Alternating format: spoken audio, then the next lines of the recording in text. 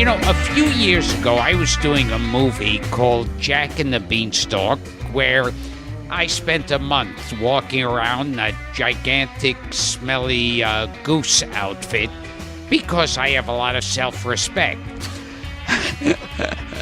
But it had a great cast. It had like Christopher Lloyd, Katie Sagal, Wallace Shawn, Chevy Chase, Chloe Grace Moretz, amazing group of people.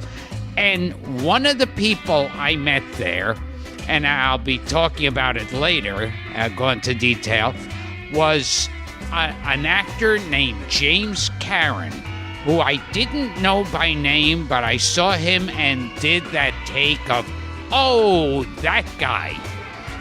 And before we were doing, Frank and I were getting ready to do this podcast, we decided to brush up a little on it, and it's shocking the amount of movies, TV shows, and commercials he's worked on, and a ridiculous amount of stars that he's worked with. So we'll be talking to the actor James Karen. Hi, this is Gilbert Gottfried, and this is Gilbert Gottfried's Amazing Colossal podcast. I'm here with my co-host, Frank Santopadre.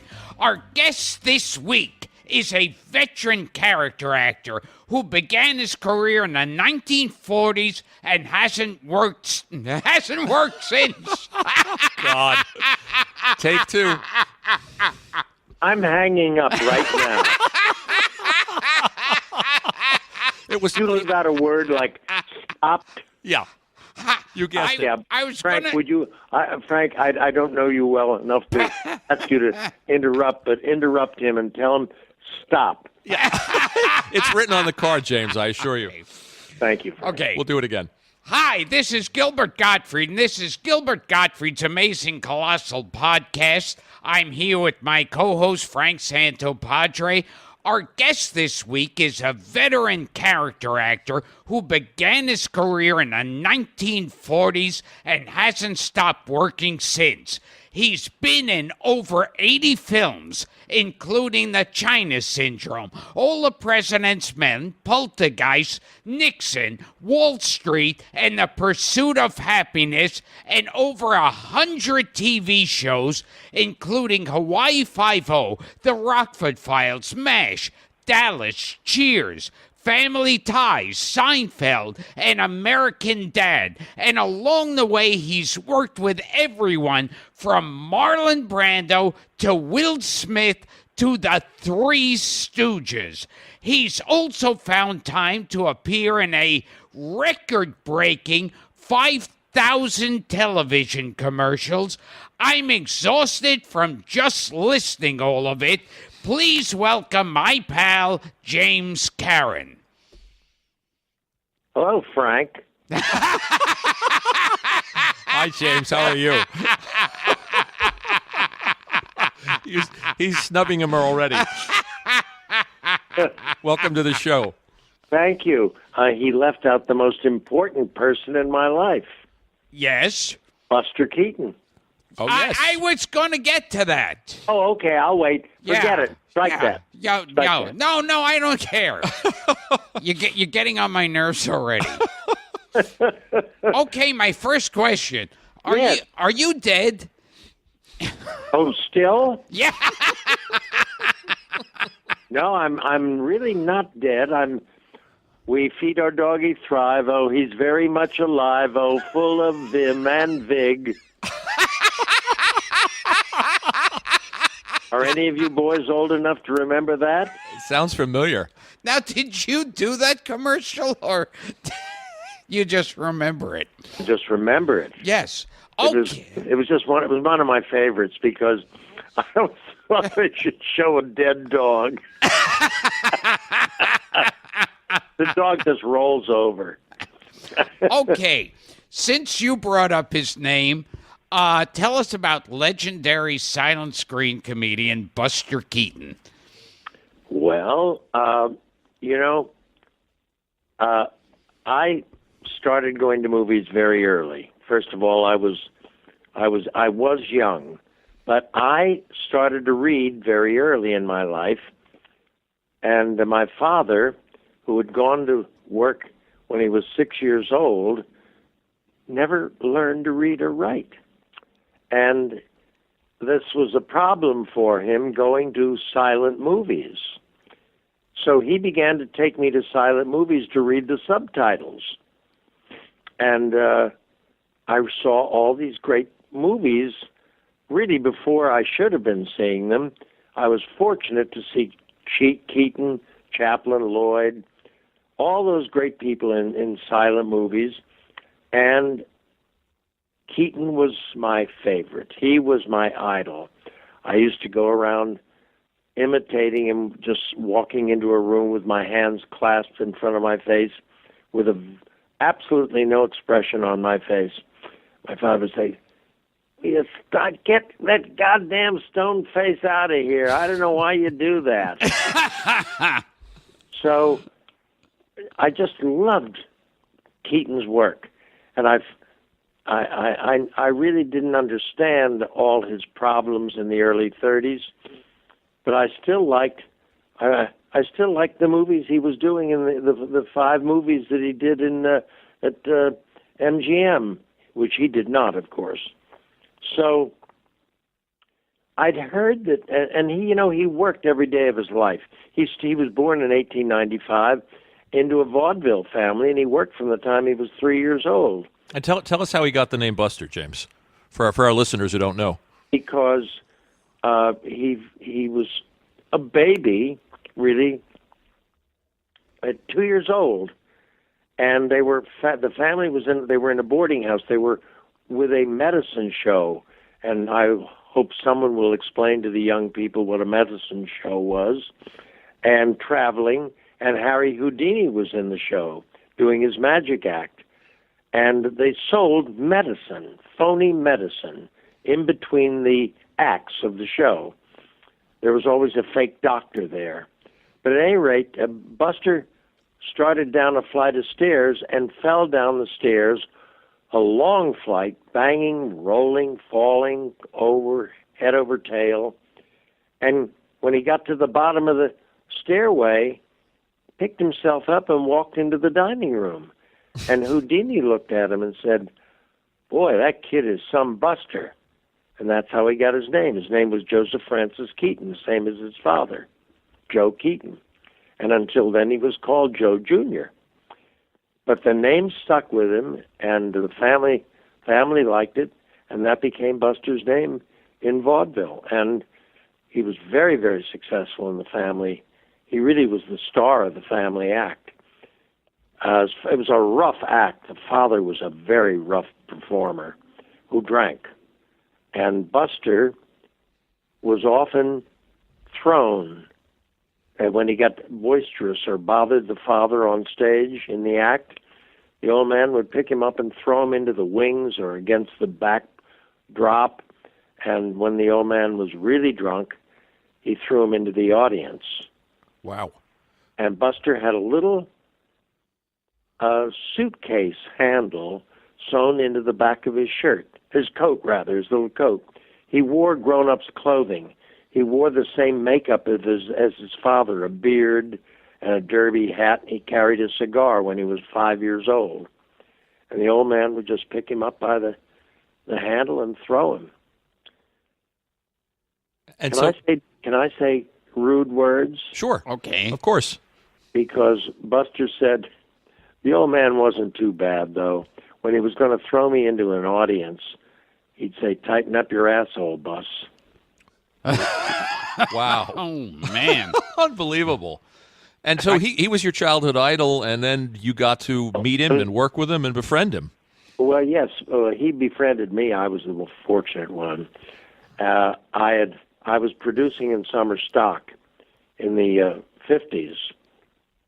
And summer stock then was a big thing. They had star packages. A company would go out to, there were maybe 20 big stock companies, up in Westport, the Cape, all through Pennsylvania, New England, and they would have a star would have a company and would travel with the company and go from one theater to another during the summer. And they would usually send an advanced person, like an advanced stage manager, who would go to the next company, the next theater where they were playing, and have them line up the scenery. And if they had to pick up a couple of other people, small parts, he would rehearse them, so that you went in, the star and his company of 5 or 6 people would come in on Sunday, rehearse Sunday night, and open on Monday, so they wouldn't miss a week's pay. It worked very well, and there was the stock company managers, the managers of these theaters, would have meetings early in maybe March, and people like me would go to them and say, "What do you think of doing this or that? I've got. How would it be? Would you be interested in Celeste Home this summer, or would you be interested in some other?" These were people who had Broadway shows, still pretty good names. Mm-hmm. And I'd heard that Buster was looking for work as always. He never stopped working. Everybody thought he was dead. He wasn't. He was working at the Cirque Madrone in Paris. So he worked there for on and off for years, doing his act. He was really not doing. He'd had a bad fallout in Hollywood. I don't want to go into it. It's just so complicated and so painful because of MGM, and they ruined him. He went there in 1929 as one of the most famous people in the world. Chaplin, Buster, and Lloyd were the 3 most famous people in the world. And 5 years later, he was unemployable. They didn't know how to use him, and they didn't know how to work with him. So what happened was I heard that he was, still working and everything. So I went before the committee and said, "Would you guys be interested in using Buster Keaton?" And a lot of them said, yeah, it would be wonderful if you could get a right play for him and stuff. So I said, well, let me check. So I knew a guy named Rudy Blesh. I called Buster. I said to Blesh, "Can I have Buster's telephone number? I really would like to get in touch with him." He said, no. He said, it wouldn't be right for me to give you his phone number. And I said, "Rudy, you owe me $350. Give me a phone number and I'll absolve the debt." And he said, "Oh, sure." So I called Buster. And said, "Would you like to be in a play?" "Yeah." I said, "Well, is there any play you'd like to do?" "Yeah." "What would you like to do?" "I'd like to do Merton of the Movies." I said, "Let me read it." So we read it. And he said, "How'd you get in touch with me?" I said, "Well, I paid Rudy Bless $350 to get your number." He said, "Hey, should have looked in the phone book. I'm in the phone book," which he was always. He never was out of the phone book in Los Angeles. He always wanted to be reached. Now, I know you said you didn't want to talk about it, but that made me more fascinated. What were some of the things between MGM and Buster Keaton? Well, if anybody wants to, they can look at a documentary I did for Turner Classic Movies. It's called So Funny It Hurts. Okay. Now then you moved when you finally got into films. It was through a classic film you were lucky enough to do. Can you tell us? I was in New York. I never went out to California, but I went out a couple of times, did things. I went out with Buster, and I used to go out and we'd do things at NBC, old routines, and but I would always come back. I never felt comfortable in Los Angeles. I never could get centered. I remember I went over to your house, and you have a tradition. Let you in my house? Yeah, believe it or not. I must have been drinking.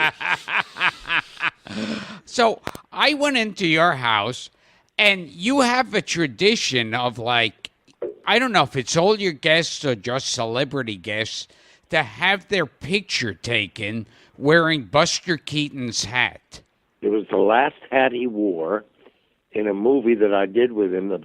Sam Beckett wrote a movie script, and we did it under the Brooklyn Bridge in the summer of 1964. And I was putting Buster on the plane, and he said, I said something about, can I have one of your hats someday? And I remember he was saying, those days you walked out on the tarmac with people.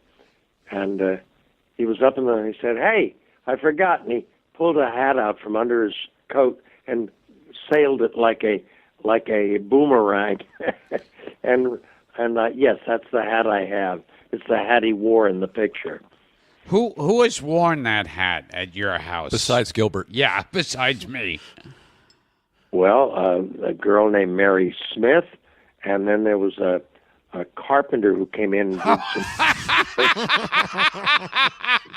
Now, tell us the name of your first film. Oh, Frankenstein Meets the Space Monster. Haven't you seen it? It's a classic. I did. Well, my wife has never seen it all. She's tried for years to see it. She gets through the second reel and goes to sleep. But actually, it's a classic, cheap horror science fiction film shot in 1964 in Puerto Rico for $67,000. It was produced by a guy who had passion pits, outdoor movie theaters up in New England, and he needed stuff to fill it. Now that's a funny term you use in calling. Passion pits. That's what we always called them when I was growing up. Because that's a drive-in theater. Yeah. Because it was used for the last reason people went to those was to watch the movie. Well, I don't know about that. It depended what position you took. We should point out, James, though, that before you did Frankenstein Meets the Space Monster, which was your first film, you were a Broadway actor. You were a stage actor. Oh, yes. And before yes, I was of the theater. Let's go back to the beginning for a second. Is it true that you were convinced to go into acting by a U.S. congressman? Well, he was then the head of the Wilkes-Barre Little Theater, Dan Flood, a wonderful, wonderful man. Mm-hmm. He'd been an actor, and he had a lifetime membership in Actors Equity Association, which he was very proud of. And he did a lot of stock those days. Every city had a stock company across the country, and he did a lot of stock and stuff. And I think he was an ambitious man, and he didn't see himself making a lot of money in what he was doing. Although he was a wonderful actor, and he went to law school. He may have gone to law school before he became an actor, I don't know, but somehow he became a well-known lawyer in Wilkes-Barre, Pennsylvania, where I'm from. And he later, of course, ran for Congress. Mm-hmm. I think he was in Congress 32 years. Something like that, yeah. He was a very powerful head of the Armed Forces Financing Committee or something like that. I mean, everybody was kissing his butt. And he was a nice gentleman. Whenever I played Washington, he and his wife, Catherine, would have a party for the cast opening night. It was a lovely thing. And he saw something in you and urged you to go into acting? It wasn't that. I had a Boy Scout uniform. Okay. The school, the theater, was on my way home. I had to pass the Wilkes-Barre Little Theater, which was a wonderful theater group, really good actors. And I was walking home from school. I was about 12 or 13 years old, And I see this guy leaned out the window of this beautiful building, and he said, "Hey, you kid." I said, "Yes." He said, "Are you a Boy Scout?" I said, "Yes, sir." He said, "You got a Boy Scout uniform?" I said, "Yes, sir." He said, "You want to be in a play?" I said, "Yes, sir, I would like to." A little disturbing. He said, "Go home and ask your parents if it's okay for you to be in a play. Dan Flood wants you in a play." The play was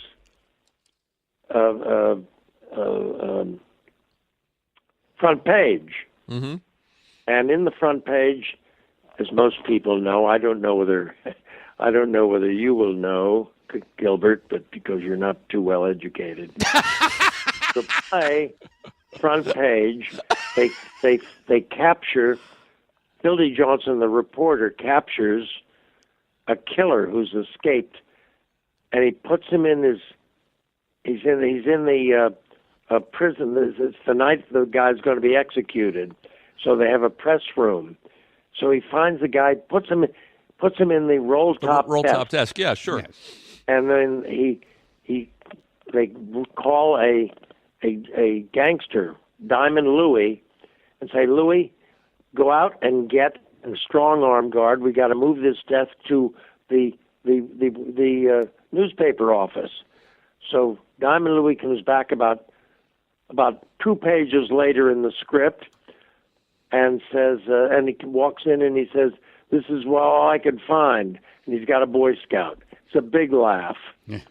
So I got the laugh and I was hooked for life. So just that uniform got you a career in showbiz. That and a great deal of talent, Gilbert.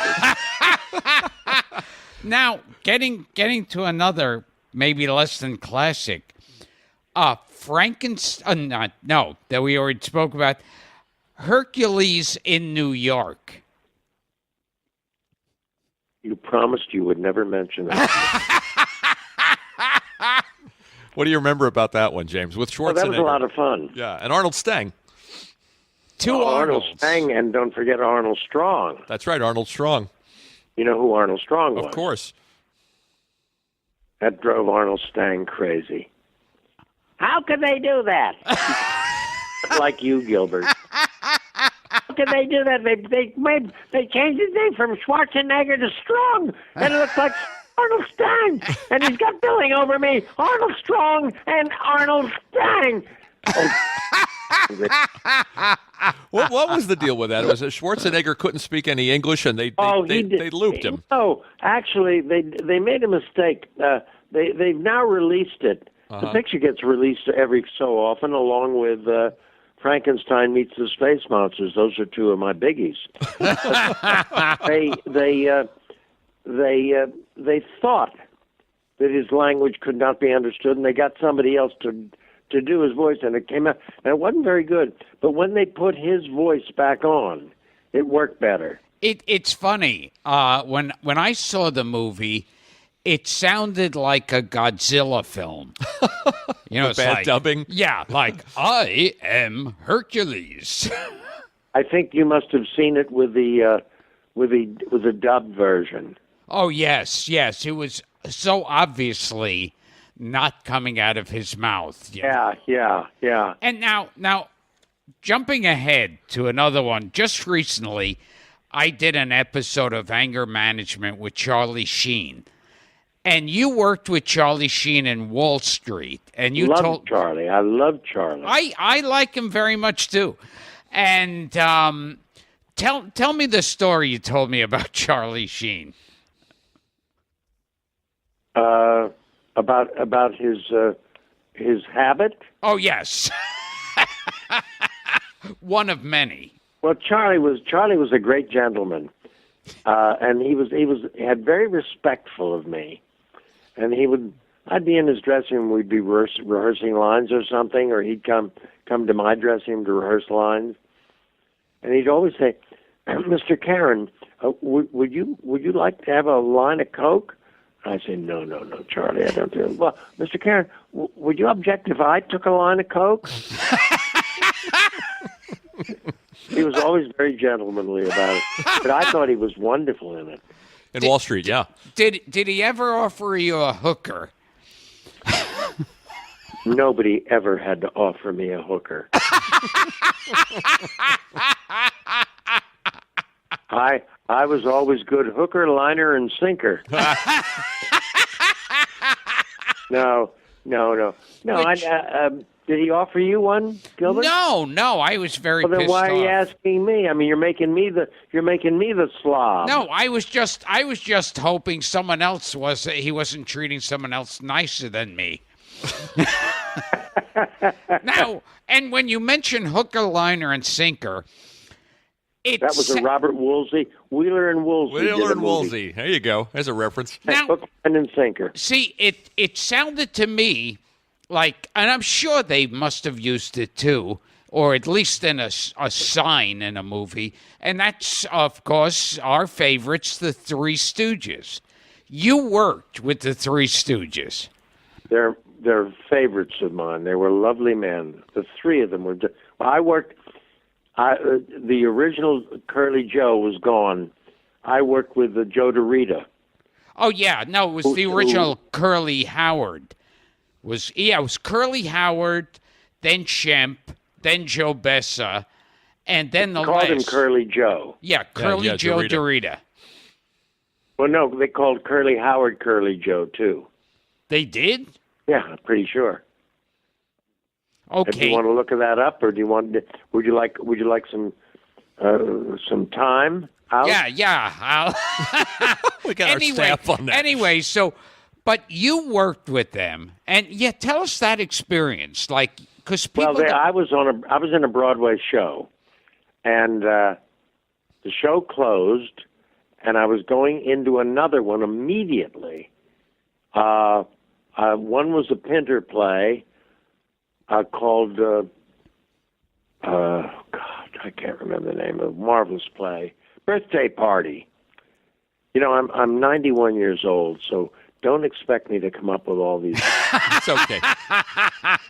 So the Birthday Party closed, and Albee, whom I had worked for a lot, I did a lot of work, a lot of all these plays, was replacing somebody in Everything in the Garden. And he said, we're going to replace him in 2 weeks. We want to do it. And I said, well, I've got an offer to go out and work with the Three Stooges. And he said, how long? I said, a week. He said, do it, come back, and we'll get you into the show.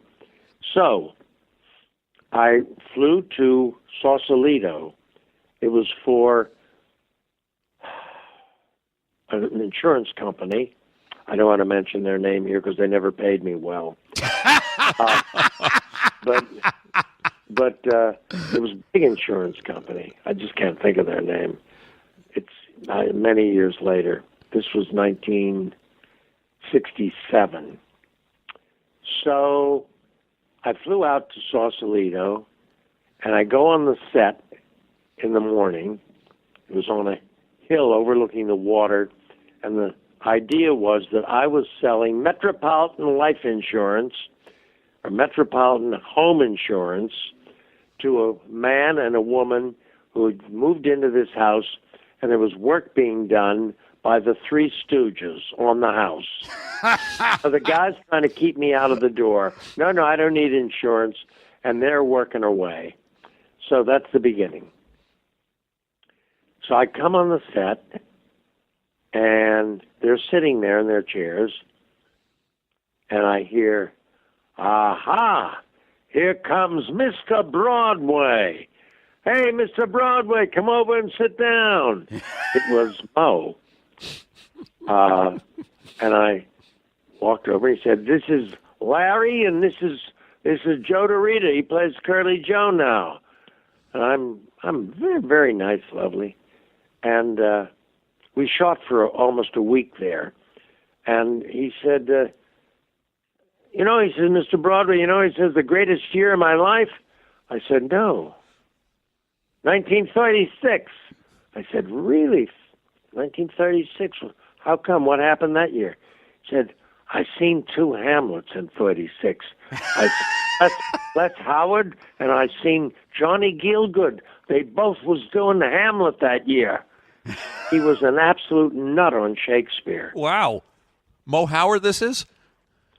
Pardon? Or Larry Fine? Yeah, Which Mo. one? What was Mo? Mo. Mo. Was a Shakespeare. Fascinating. Wow. That I didn't know. He knew. He'd say, "Start something," and I'd say, "Our revels now are ended." He'd say, "These as our actors is all kind of gone into this thin air, and like the baseless fabric of this vision, the cloud-capped towers, the gorgeous palaces itself, all which it inherits shall destroy." He knew all the great speeches. So, it's amazing that they never had Mo do that on Isn't any that amazing? the variety shows. Yeah.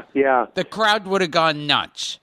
He told me the story of how they loved each other, by the way.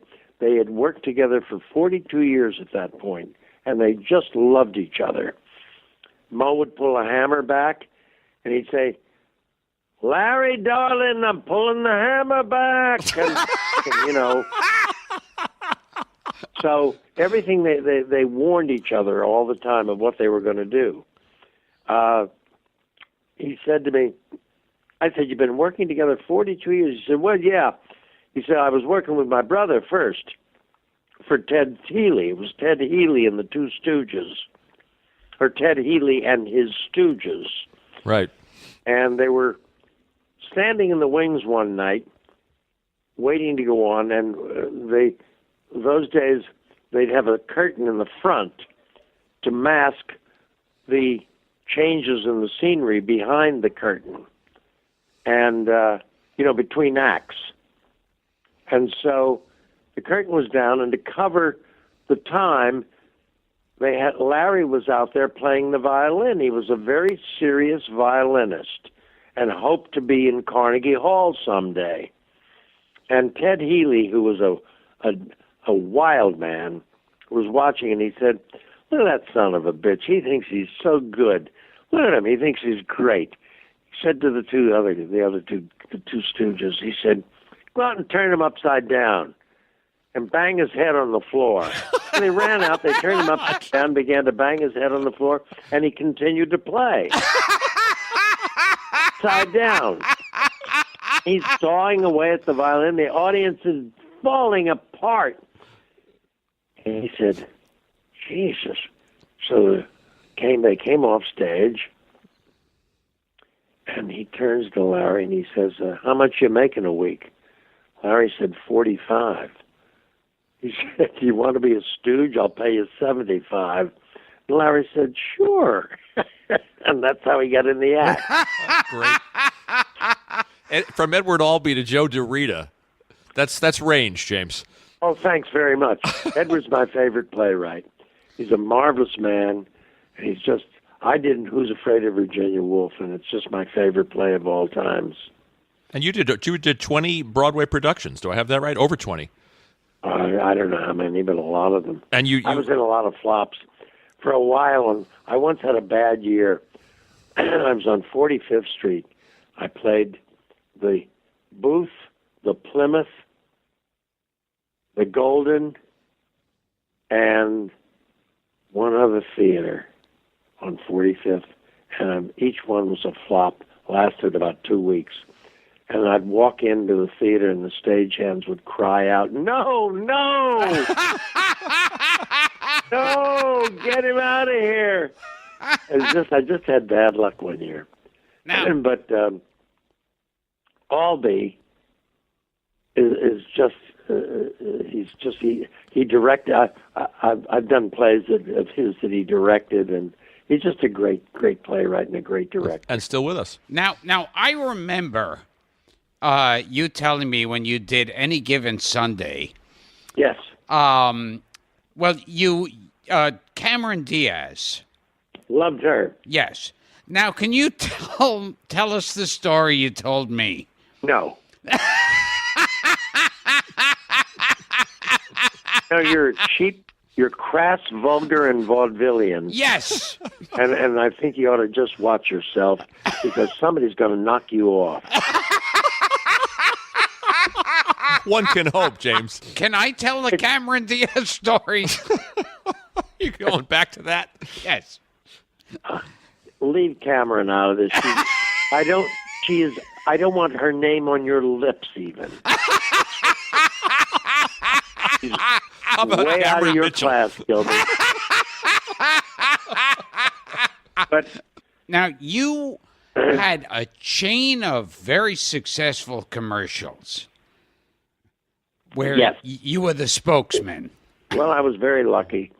I was in a play with Barry Nelson called Goodbye Again. In the play, I'm a drunk who at one point says, I am a Republican. I have always been a Republican. My father before me was a Republican, and I will always vote for the Republican Party. I think I read it better those days than I did just now. And one night, a guy came backstage with his wife, and he said, forgive us for interrupting you. He's in the dressing room.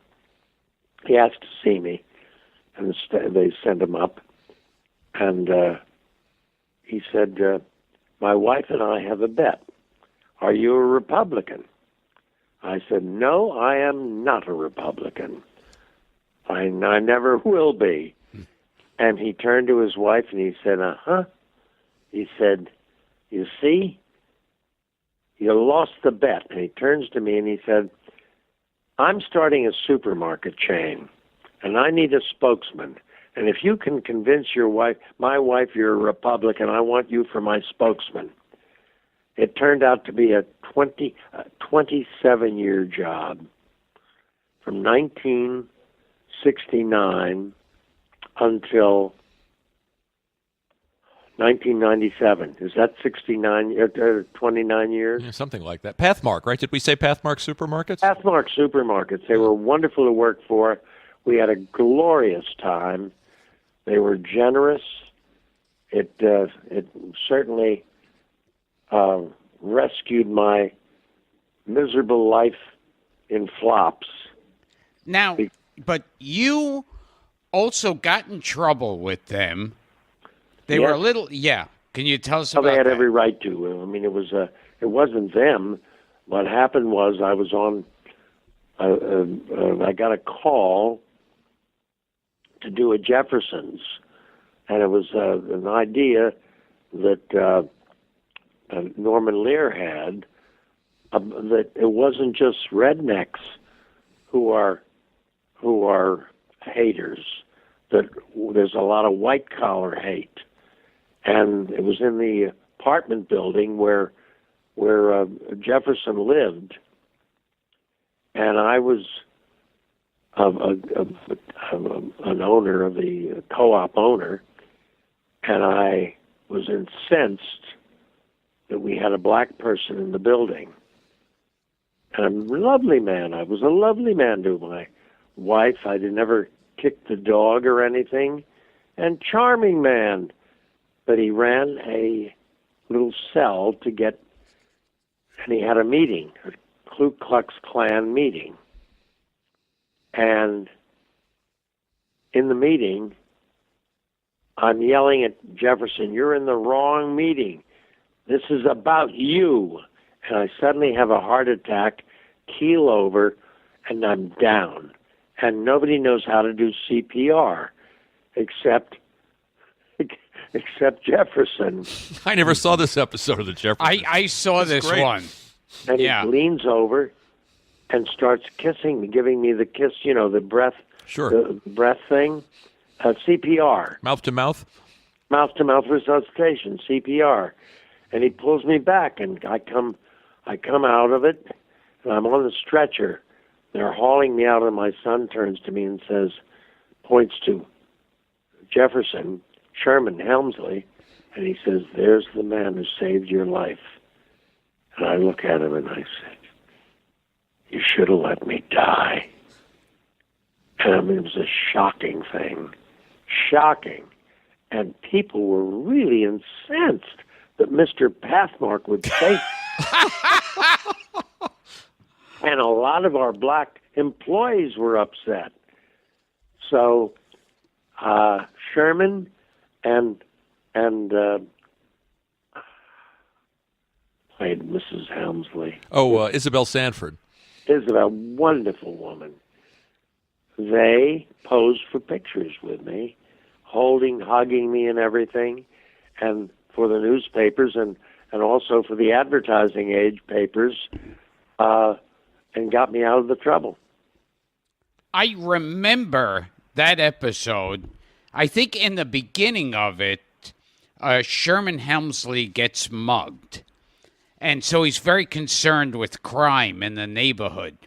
And when he goes to this meeting, That's right. and you're yelling, "We have to get rid of these undesirables," he's going, "That's right." Hey, we're not safe among these people who are coming into our area. And he goes, "I'm behind you." And it was interesting. On the curtain call, the audience was largely black. It was done in front of an audience, 3-camera show, and they began to boo and scream at me. And again, Sherman and wasn't that awful? I can't remember her name. Isabel Sanford. I knew her well. I'm blanking. Maybe I ought to stop drinking. I'm drinking Jameson, Irish whiskey. Maybe they'll send me a case. Good luck. So they came out and because I had to be escorted out of the theater. Wow. By them. But I'll tell you something, and I hate to say something nice to you, James. Yeah. This shows what a fine actor you really are. Well, no, I just wanted my paycheck. Well, let me back it up a minute. Pathmark had a problem with this episode because you were playing a racist. Yeah, sure. Yeah. And oh, sure. We had another problem. When I destroyed Little House on the Prairie. Oh, when you were the land baron. That's yeah. Right. Yeah. And you know what that was about? That was interesting. He was one of the great guys I've ever worked with, by the way.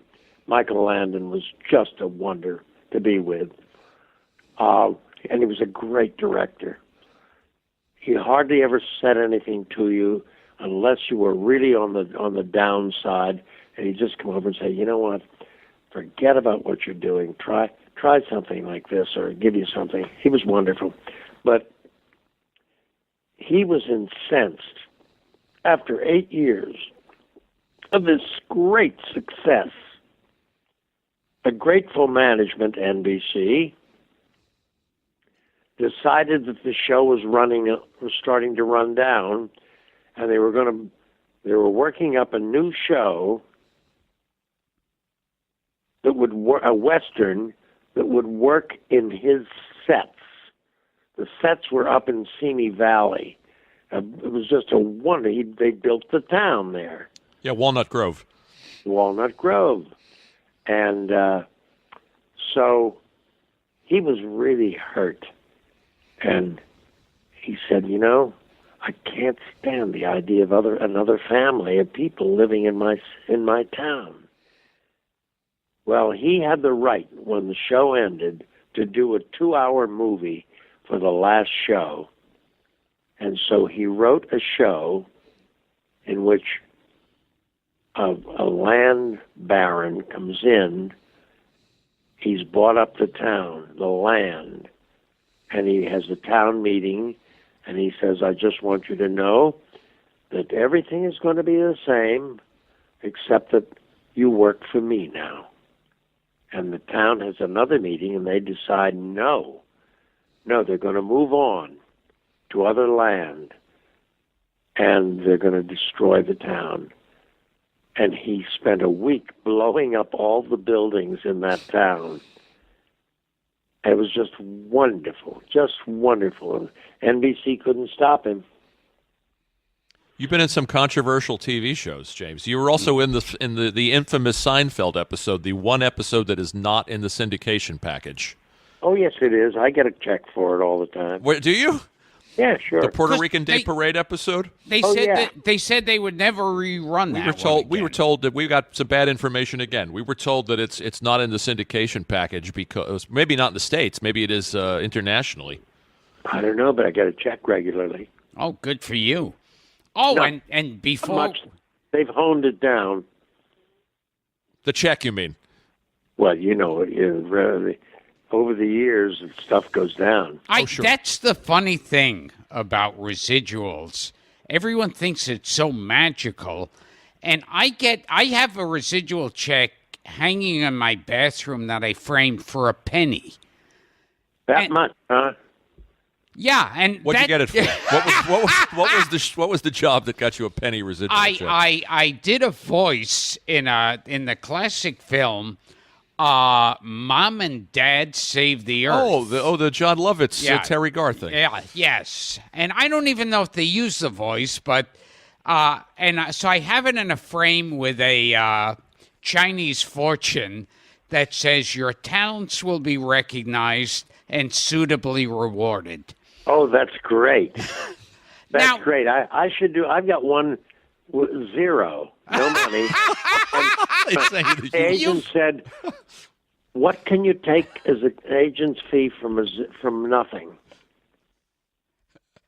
Now let's talk before I forget of where we met. We met in a smoky set. We met on a movie called Jack and the Beanstalk, produced by a very, very nice man. And do you remember? Yes. You were. I think you were talking. I was a giant goose. I was walking around goose. literally in a goose outfit. I was really embarrassed for you. I didn't know you too well. Now that I know you well, I'm not embarrassed at all. It's exactly the right thing For you. a month, I was walking around this goose outfit, waddling around in it. And I used to have these two wardrobe girls who would put the outfit on me because it was impossible to pull the legs and everything. But the director I was talking to, and he said he knew I was a movie and TV buff, and he said, then we've got an actor here. You're gonna get along with him because he's known everyone. And the funny thing is, when they said James Cagney, James Cagney. they couldn't get James Cagney, so they got you. So when they said James Caron, at first the name, it was one of those, you're one of those classic, that guy actors. Yes. Because I didn't get the name, and the minute you walked in the door, that was the words, I went, oh, that guy. And never spoke to me again. Yes. Oh. But you're one of those actors that, Frank and I were at a party yesterday, and we mentioned your name, and people were going, oh, I don't know. And then we'd find your name on the phone and show a picture, and they'd all go, oh, him. Everybody at the party immediately recognized your face. Even these days? Yes. Absolutely, everybody there. And- That guy.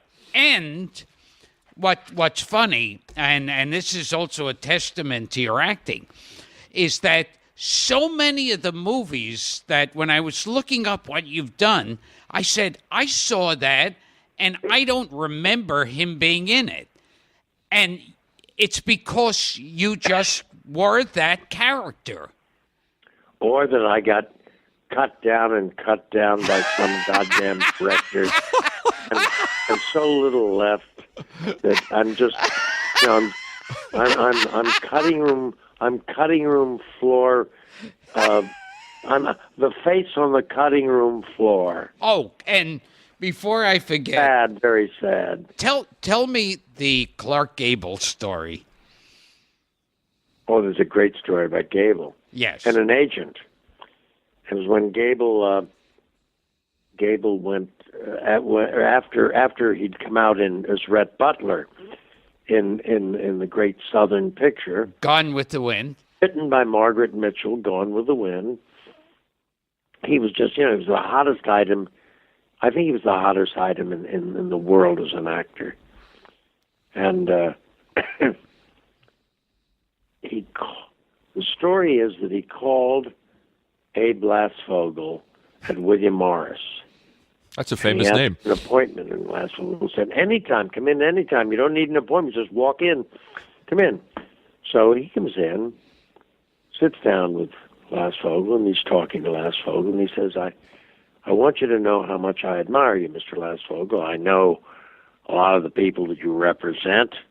And he said, I'm not happy with my representation, and I'm wondering if you would take me on, Mr. Lasvogel. Lasvogel just fell apart. He said, Mr. Gable, he said, I would be honored to represent you. Of course I would. I'm happy. Well, anything, we'll do anything for you. Yes, please come with us, with William Morris office. Abe and Abe Lasvogel will watch every second of your career. Gable stood up and said, that's fine, Mr. Lasvogel. And he said, I just want you to know one thing. I don't believe in paying 10% to an agent. And Lasvogel, here comes it. Gable said, I believe that an agent works harder for an actor if he gets 20%. Is that okay? Lasvogel said, well, if you insist, Mr. Gable, yes. Of course, anything that you want. Gable says, all right, Mr. Lasvogel. And he starts for the door, opens the door, he turns around, and he says, by the way, Mr. Lasvogel, you're not Jewish, are you? There's a long pause. Lasvogel said, not necessarily, Mr. Gable. That's great.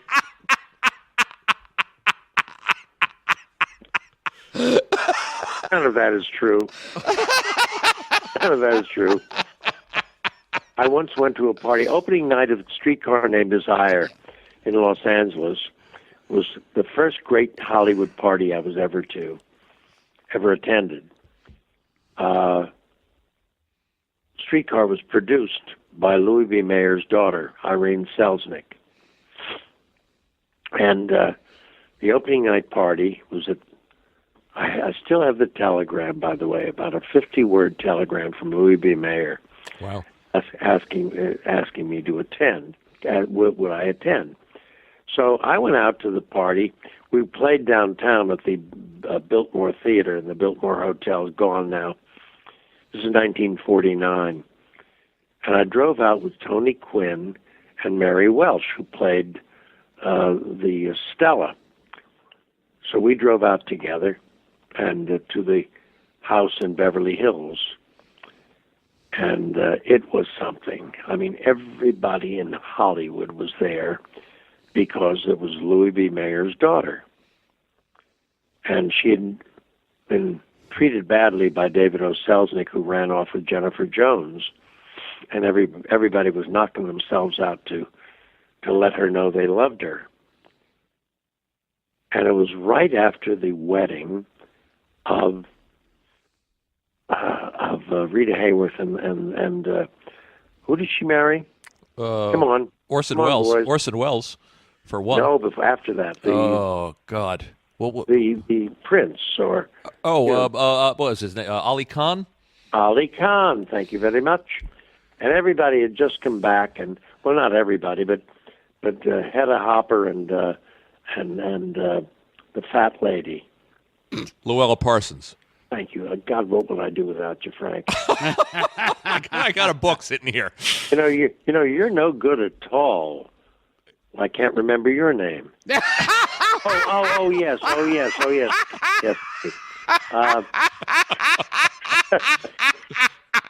Gilbert. Yes. Yeah. Thank you. At any rate, it was just wonderful because I saw Gable, coming over, bringing plates over to her, and she's saying, the food here can't compare to the food at Ali Khan's and Rita's wedding. She was really a terrible, terrible slob. But it was wonderful to see all these people. And I remember I was standing And I found myself standing next to Louis B. Mayer, who was in front of a painting of himself about 7 feet high.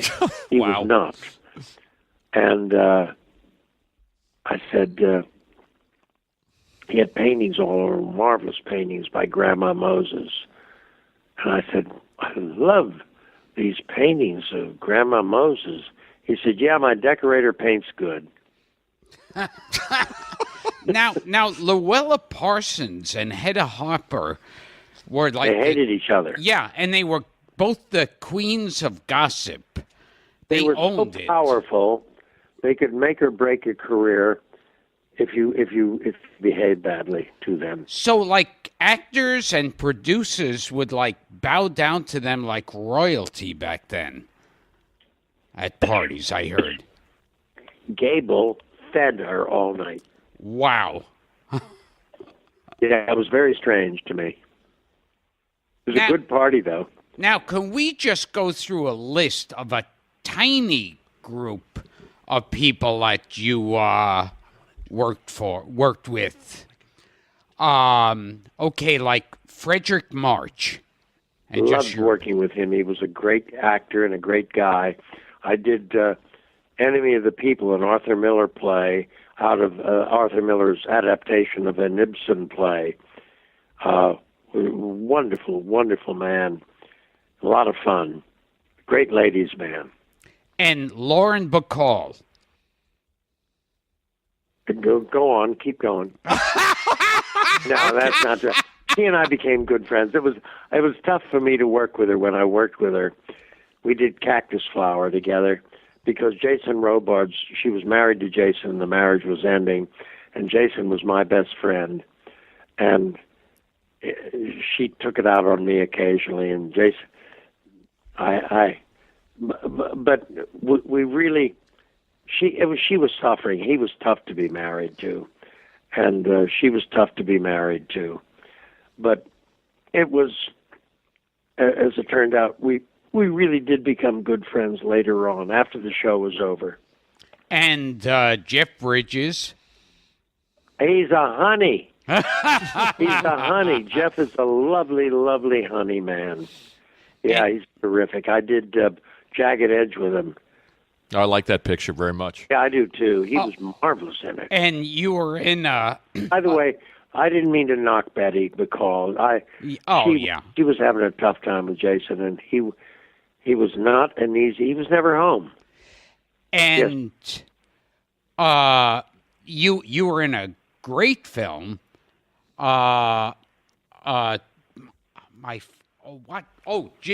Which?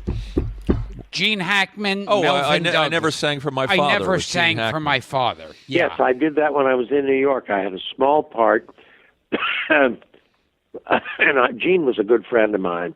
We both lived up in Nyack for a while and used to commute to the theater together. And I think he's one of my favorite actors. Gene Hackman. But also in that play, in that screenplay, was Melvin Douglas, who was so brilliant. He would have won an Academy Award, except they cut a scene, which we did, because they didn't realize that the people in the scene were, it was in an old person's nursing home, and they were in bad shape. They were in the hallway in wheelchairs, and they were drooling, and the guy who went around getting clearances had them sign papers, and they were not entitled to sign them. They had been committed, and their children didn't want the picture, didn't want people to see them in that shape. And it was I'm showing him around this place saying, it's really a very nice place, and he didn't want to go, but the children wanted to put him in this home. And I say, we have a lot of Christmas, we have decorations, and I'm the manager of this nursing home, and people are grabbing him, and grabbing him and pulling at him, and he finally turns to me, and he grabs me, and he slams me against the wall, lifted me up, and slammed me against the wall and said, "I'm not like them!" And he ran out, just dropped me and ran out. And I've always thought if that scene had been in, he would have gotten the Academy Award for that. Not because of me, but just because the power of that and what he did with it. Mm-hmm. And it's a good picture, very good. It was Gil Cate's first picture. Yeah, I like that picture. And you worked with both Robert Redford and Dustin Hoffman in All the President's Men. I also worked with Bob. I knew Bob Redford for a long time, and Dusty Hoffman was in a play called A Cook for Mr. General that I did. He had a no speaking part. He was like an extra in it, and he created a character in this prison camp that was so extraordinary you couldn't take your eyes off him. Redford, I knew for when he was first starting out. He was in Iceman Cometh, production that Jason made Jason Robards' career, and he played the young boy, almost an impossible part to play well. I've never seen it played well except by him, the boy whose mother, I think he's killed his mother, and he's talking to the anarchist about it. Just an impossible part to play. And what was Al Pacino like? Well, I like Al. I've known him. I knew him when he was a young man, when he was first starting out, and I did Any Given Sunday with him. I like Al. He's a terrific actor, and he's very professional. He doesn't waste too much time chewing the rag. He works hard all the time. But I like him. I respect him, and he's warm and he's huggable. Like Gilbert. Ben Gazzara is one of my favorites. Oh, go ahead. I saw Ben last night in a thing on Turner Classic Movies. It was a takeoff late at night last night. It was a takeoff, and they were doing Christmas carols. And this was the takeoff on the Christmas Carol, modern, put on NBC. Not the Christmas Carol. Yes, the Christmas Carol. NBC, 64. It was only shown once because the government hated it so. Sterling Hayden played a major industrialist selling arms and things like that, as Scrooge, and not caring about anybody else. And he's taken on trips. This is blowing my mind. Sterling Hayden and Ben Gazzara in a modern retake on Christmas Carol. Yes, Wow. And why don't we know about this? And Eva Marie Saint. Wow. Oh, my God. What a cast. Steve Lawrence was marvelous in it. And Peter Sellers. Wow. We have to find this. Well, it was on last night. Now, you worked... I was knocked out by it. It should be shown. It really should be shown. It's a terrific thing. And Ben, I've known Ben since I knew Ben. I met Ben when he was about 17 years old. We were doing an illegal production at the Actors Studio of Catcher in the Rye. And Ben was a kid, and we used him exactly, the guy with the green teeth, and it was a wonderful production. Because Ann wanted to. We were doing it at midnight. A lot of us who were in Broadway shows got together and decided to do it, and it was actually, I think, Ben told me recently, before he died, he said, "I'll tell you something you never knew. I found the material and took it to the studio, and they kind of screwed me out of playing the lead, but because Ann wanted to film it." Catcher in the Rye. Yes, that's interesting. interesting. We were doing these performances at midnight, and huge cast: Barbara Baxley, Joe Van Fleet, Gene Sachs. It was Joe Van Fleet. There's a name you don't hear too often, Gilbert. Oh, and you worked at least twice. Once in China Syndrome, and another in Streets of San Francisco. Oh, and Wall Street. Michael Douglas. Yeah, Michael Douglas. Yes, Mike, and I've Wall known Street. He was a Yeah. little boy. His mother, when she divorced Kirk, married my best friend, Bill Darrad, who was in my class at the neighborhood playhouse. I met him in 1940. He was my lifelong friend. And no, and when she divorced Kirk and married Bill, they lived in Westport, and he lived with them in the winter, of course, with his brother Joel. And I taught Michael to drive. That's great stuff. I had a Mark IV Jaguar, 1948 Jaguar, which he fell in love with. It was a great car. And how was he to work with? Because now it seems 3 times you worked with him at least. Michael is wonderful to work with.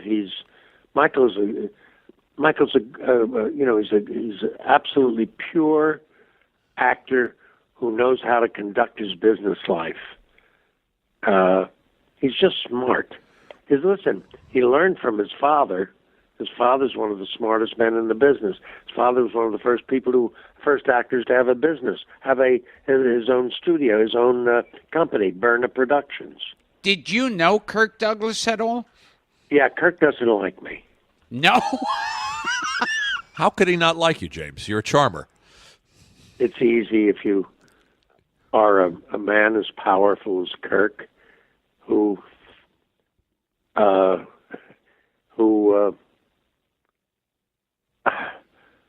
I don't know. I know that when at one point Joel was kind of running away and came to live with me in New York. My wife Alba and I had a beautiful apartment on 57th Street, and Joel moved in for a while. I think Kirk resented it. He's never been very nice to me. Well, now you mentioned. I just want to go back a step. He's a great actor. He is. He's a great producer. He's everything, but he's not a great friend to me. Well, you mentioned Elia Kazan, so let's just take one step back and ask about Kazan and Brando, was the one name we left out.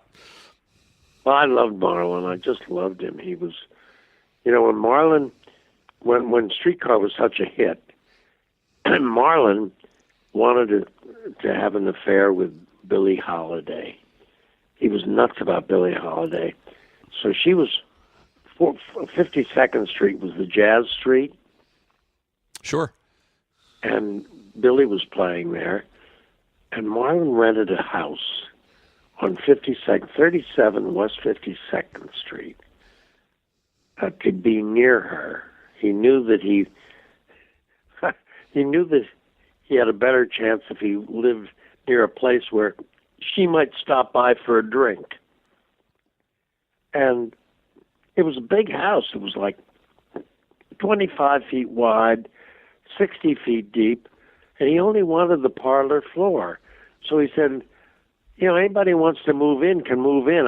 I'm just there. I've rented the house. I don't need it. And a bunch of us moved in.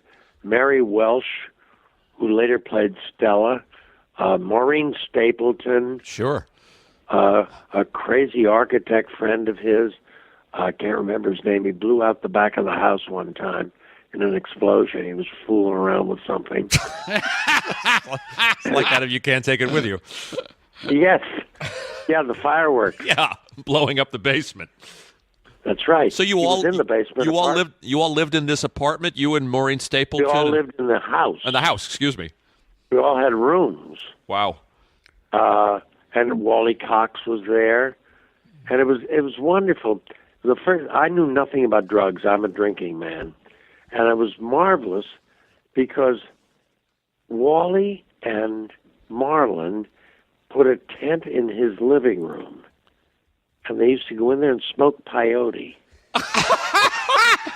and it was the smell of it was entrancing, but the house was extraordinary because you cannot imagine what it was like with Marlon. He could not enter the front of the house. There were 30 women on the stoop. It was a big, tall stoop to the parlor floor. They were lined up, everybody. Yeah. every woman in America was trying to get to Marlon, and most of them got to him. But, But not Billie Holiday. but if Marlon wanted to come home, he went into a house on 53rd Street. They were all brownstones, old brownstones, and a lot of them were actors' homes, boarding houses for actors. And right across from the Museum of Modern Art, because the rehearsal club was across the street, a place for young women, young actresses to live. So Marlon would walk in the front door of say 44 West 53rd Street, walk through the house, go out the back way, across, and jump over a couple of fences and get to 37 and come in the back way. Now, the Marlon Brando story reminds me you worked with one of Brando's co-stars, Rod Steiger, in a play. We don't talk ill of the dead.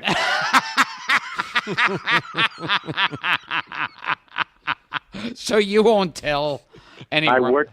I worked with Marlon's sister all my life. I loved her, Jocelyn Brando, who created the role of the nurse, the only female part in Mr. Roberts. She was a darling, darling woman. I loved her. And Alba and I were in Europe when she died, and when we came home, we found the most marvelous letter I've ever received from her, and she wrote it the day before she died, telling us what we meant to her. That's It's a nice story. And, Wonderful. Isn't it time to get off the phone? oh, pretty soon. You had Pretty enough of us, soon. James? Say what? Have you had enough of us? No, I'm just. I need another drink. I'm Now, we've already discussed Brando, Frederick March, Gene Hackman, and Dustin Hoffman. Now you worked with Scott Baio in Charles. Scott Baio in Charles in Charge. Boy, that runs the gamut. From Brando to Baio. Oh, he's a great kid. He's a great kid. He directed some of those Charles in Charges. I did a lot of them. Burton, who produced it, was a friend of mine, and I did a lot of them. And I loved working with Scott. And also the other kid. Oh, Willie Ames. Willie Ames. Who? Willie Ames. It again. Me and Frank screaming out. Willie Ames in stereo. Willie Ames, yeah. You darling boy. I don't know what's happened to him. I worry about him. He didn't know how to protect himself. Scott Baio had a father, Mario. Yeah. Mario, who really was tough and protected him. But Scott Baio was a great director. I loved being directed by him. Oh. We had a lot of fun. Oh, that's wow. Well, so while we're on the subject of some of those shows, real quick, James, and we'll wrap it up, but Gilbert and I printed out we told you before we got on the air, your IMDb pages. Insane. And it's just, I just want to really quickly, if you'll indulge me for a second, read off some of these. I never turned a job down. Maybe a last anecdote or something will pop into your head, but this is what I was reading to Gilbert and Dara when I got here. Car 54, Where Are You? All My Children, Starsky and Hutch, The Waltons, Streets of San Francisco, Bionic Woman, Macmillan and Wife, Police Woman, Hawaii Five-0, The Rockford Files, One Day at a Time, Lou Grant, Trapper John M.D., MASH, Dallas, Quincy, The Jeffersons, Amazing Stories, 227, Webster, Moonlighting, Cheers, Dynasty, Little House on the Prairie, Family Ties, Highway to Heaven, Murphy Brown, MacGyver, The Golden Girls, Sledgehammer, Coach, Larry Sanders Show. I loved you on that show. Oh, I loved doing that show. He was great to work with. Gary Shanley. There really wasn't a script. There was a commedia dell'arte arrangement of ideas. And I remember once we were playing a scene where we have a meeting. He wanted to have a meeting, and he wanted it at the bottom of a stairwell. And I walked down to the bottom of the stairwell. It was a real stairwell in the place. And I turned to him and I said, "Smells like urine here." and bang, it was in the script. It was anything that he loved lines like that. And tell me one of my favorite shows, Car 54. Where are you? I can barely remember doing that. Early in your career. That was a long time ago, and I don't think I had much of a part. Okay. I think the thing was called. There was a parrot in it. 1962, according to our sources. We should mention two things I have to get to. Well, obviously, you were in Poltergeist, but you were in two of the Return of the Living Dead movies. Well, the first one was just a wonderful film. It has real legs. Most of the mail I get is about Return of the Living Dead. The one that was Dan O'Bannon. Pardon? Dan O'Bannon. Dan O'Bannon wrote it and directed it. Toby Hooper, who was one of my favorite directors, was supposed to direct it, and hired me. But then he got caught up in Life Force in London. They were way behind, and they couldn't wait. They had the money, and they had to go.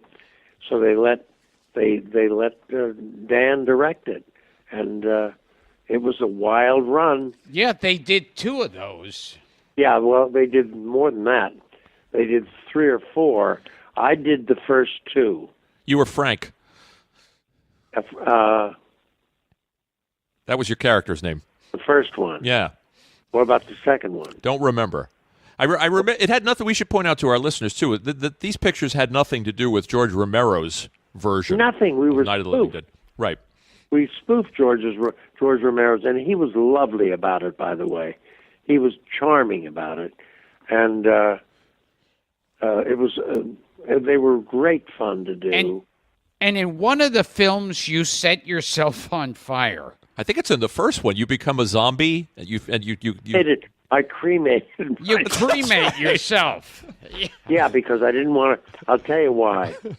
Because the last 10 minutes of the picture, they had me running around in the rain, and I didn't want to do it. So I went to the director in the morning, and I said, "Listen, I have got a great idea. How about if I cremate myself? That I don't want to be a zombie anymore." And he said, "Oh, how would you do that?" And I said, "Well, I'm in the scene where the guy lights up the crematorium machine." I said, "All you got to do is go back and just one shot of me with Tommy against the wall. It can be any wall." And I say, "That's not so tough. I could do that, for Christ's sake." And I said, then you show me going in, and it's a very good scene. And the music in it is wonderful. Burn, baby, burn. Oh yeah. You told me a story you were doing a movie, Hard Bodies. I'm terribly sorry. Out of respect for my own self-respect and my wife who's in it, I will not discuss Hard Bodies. That's where he draws the line. It was the best 12 weeks of our lives. We were in Greece. Just tell us how you got the extras, that story. Well, we were shot, a lot of it was shot on the beaches in Greece. And at one point, early on, we noticed that there were a lot of Swedish, Norwegian, Danish girls on the beach next to us where we were shooting, and they were all there topless. And they were quite beautiful, absolutely gorgeous girls. So me being the eldest person on the set, I was elected to go over. I didn't want to go over and I didn't want to talk to those girls. But being a professional, I went over and said, "Listen, ladies, we're shooting a movie over here." "Yeah, we see that." How would you like to? Would you want to move over to our beach and not sit here? Move over to our beach. Well, we don't have to put no clothes on. We don't We want to get the raise. We don't want no marks." I said, "No, no, no, no. Not have to put anything on. Just come over and lie on our beach, and you get $15 a week, a day." "Oh yeah, that's good. We're cleaning bilge and boat for less than that." So they moved over to our beach, and we have the most beautiful extras you've ever seen, nude. And it was a wonderful shoot, and they were great girls. A lot of them still write to us. We still correspond with number 11 and number 12. Love it. Under 10, we didn't even bother with. So James Karen, bordering on porn producer. That's right. Yes.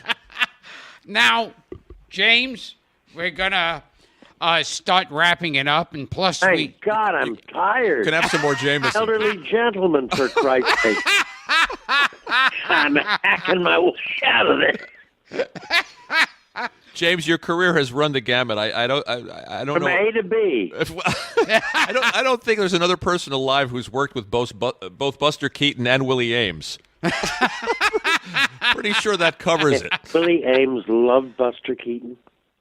Did he? He loved him. He There came you here go. one time. He brought me a present. He was a pipe smoker, and I showed him my father's pipe. I told him about my father's pipe, and my father had a great pipe, which I own, which he left me with his hammer from work. That's all he had. He left me a cigar box with his hammer, a special hammer for opening crates. He worked in a produce market, and his pipe. That's all he left me.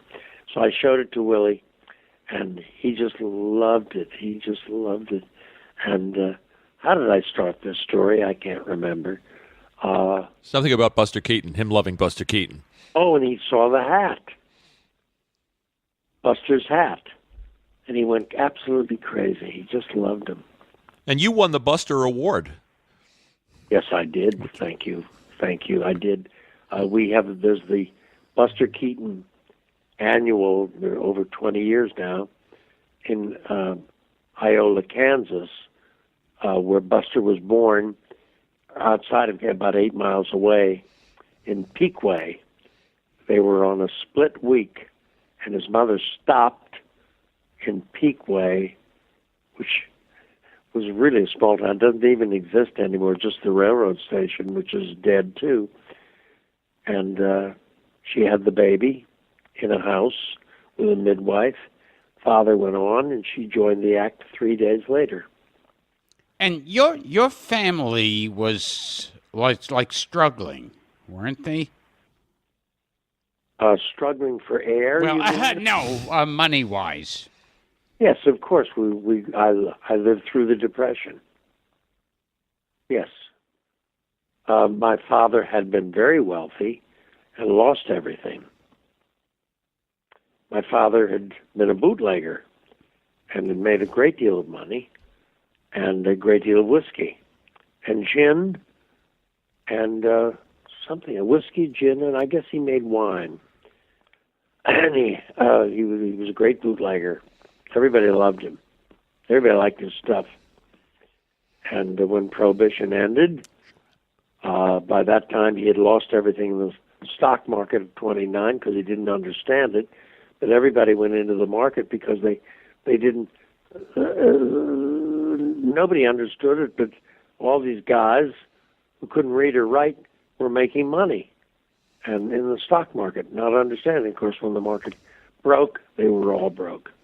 And my father, the Prohibition ended, and my father went to work as a laborer in a produce market. It's a real journey, James. I mean, here you are as a child taking your father to movie theaters to learn to read subtitles, and you go on to make over 80 films in your career. I'm sorry my father didn't see any of them. Yeah. Nor my mother. What would they have thought? Pardon? What would they have thought? I mean, would they have been absolutely amazed that you? Would have been proud. Yeah. Both my mother and father were delighted I was becoming an actor, because that would mean I would go to Hollywood and have a big house and a swimming pool, sunken, onyx. Now, so both your parents never really got to see your success. No. No, my father saw me on television. My mother died young. My father saw me on television, and I was on a soap, and he got confused. He was elderly, and he got confused, and he thought it was real, and he thought everybody knew that I was a bad guy. Money, and he called me. I went to see him, and he said, "Everybody knows you're going to go to jail." Wow. This boy, you got to stop this. Everybody knows. He just didn't. I felt so bad. There was no way I could clear it up. Now, did you have any experience with the House of Un-American Activities? Oh, yes. But I'll tell you the truth. I cannot go into that. It's just too far. Everything's it's too painful. And I just don't want to go into it. It has to do with my first wife, and I just don't want to go into it, Gilbert. Oh, okay. It's very painful, very painful. I have many friends, and it's ugly, it's awful, and it was a bad time, and a lot of friends were hurt, and a lot of friendships ended. It's so ugly, and I just don't want to go into it in a casual way Yeah. And heaven knows this interview's been painful enough, James. Oh, listen, knowing Gilbert is a chore. Tell me about it. Well, thank you. We've been talking to the great James Karen, one of the greatest of the Oh That Guy actors, who has a ridiculous resume. How about memory? Yeah, And that too. That too. Impressive. Yes. Of movies. You remembered the address of Brando's place on 52nd Street. Wow. We're going to go over there now.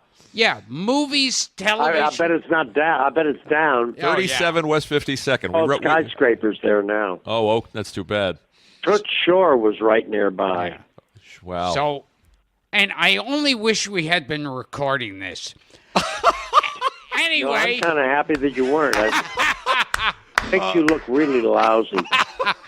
Anyway, we've been talking to the great actor, James Karen. I'm Gilbert Gottfried, here with my co-host, Frank Santopadre, and this has been Gilbert Gottfried's Amazing Colossal Podcast. Good night, Dara. Good night, Dara. James, thanks for doing this. It was a real treat. Pleasure. I hope we meet, Frank. I hope so. I would love that. You want to meet me ever again? No, I never want to see you again, Gilbert. Goodbye. Thanks, James. And good night to you from Hollywood. This is Cecil B. DeMille. Good night to you from Hollywood. Great. Thank you, James. Good night, gentlemen. Thank you.